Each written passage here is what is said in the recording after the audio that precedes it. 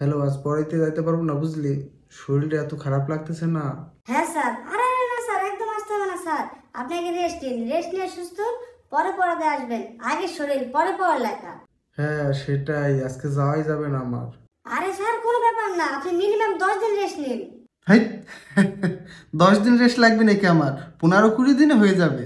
না না না, পারলে আপনি 1 মাস রেস্ট নিয়ে নিন, কোনো অসুবিধা নেই। বাহ, এত স্টুডেন্ট পড়াইছি কিন্তু তোর মতো স্নেহধন্য, দয়াবান, এত ভালো মনের ফাঁকিবাজ স্টুডেন্ট আমি একটাও দিইনি। স্যার আমিও কিন্তু অনেক স্যারের কাছে পড়ছি স্যার, কিন্তু আমি আপনার মতো ফাঁকিবাজ, নাটকবাজ, চরম ফাঁকিবাজ স্যারের কাছে একদিনও পড়িনি স্যার। আমাদের মাঝে এরকম বন্ধুত্বটা যেন সব সময় থাকে, কিন্তু একটাই সমস্যা, 20 দিন পর যখন আমি তোদের বাসায় যাব, না হলে তোর মা আমাকে বাতি দিয়ে দেয়। না না না স্যার, এইসবটা আপনি একদমই চিন্তা করবেন না স্যার। আমি বাসায় বলে দিয়েছি, পড়লে আপনার টেনে পড়বো, তাছাড়া আমি কারোর কাছে পড়বো না, কারণ বাকিরা পড়ায়। বাহ, শুনে খুবই বাজে লাগলো।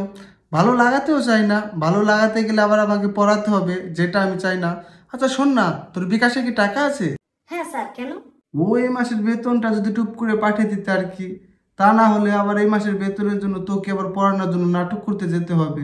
না না না স্যার, প্লিজ আজকে আসার একদম দরকার নেই স্যার, তা নাহলে কিন্তু আপনি ধরা পড়ে যাবেন। আজকে আপনার ঠাপটা দেয়া একদম সুন্দর হয়নি, আর অভিনয়টা অনেক খারাপ ছিল। ধরে ফেলেছিস? আচ্ছা ঠিক আছে, সমস্যা নাই, নেক্সট টাইম থেকে আর এরকম হবে না। নেক্সট টাইম থেকে আমি ঢকমতল ফাঁকিবাজ দেবো।